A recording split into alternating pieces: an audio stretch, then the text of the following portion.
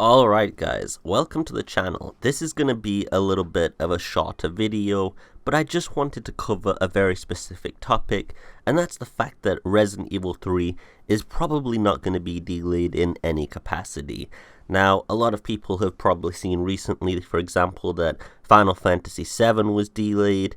I believe also that The Last of Us 2 was delayed. Cyberpunk 2077 was also delayed. And Dying Light 2 has apparently been indefinitely delayed until further notice. So, like, within a very short span of time, all of these companies have just said all of these releases that will all come in April, by the way, have now all just been delayed. So, Capcom, give us your announcement. Are you going to delay Resident Evil 3? Let's see. And, a lot of people are asking that, especially after, as I just said, there's been a plethora of other projects just gone out the window and put back completely, some indefinitely. And, people are worried because Resident Evil 3 is coming out so quickly after Resident Evil 2.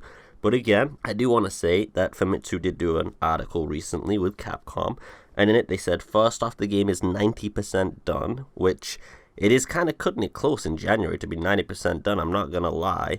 However, they did say, even though it's 90% done, they do expect to get it out on the date that they've set, and they don't expect any delays. Now, with Resident Evil 7 and 2, and I remember that there was an actual public statement for Resident Evil 7 about this, they weren't going to tolerate any delays. And this kind of seems like Capcom's general ideology.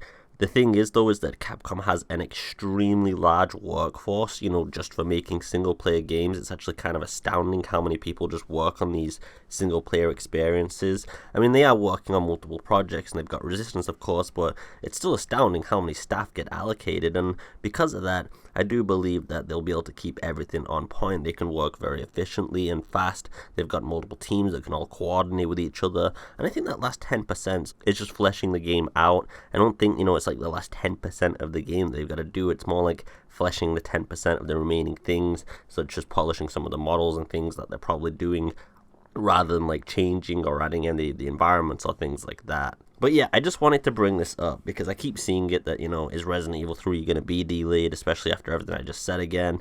And I don't think it is. And this Famitsu interview seems to back it up.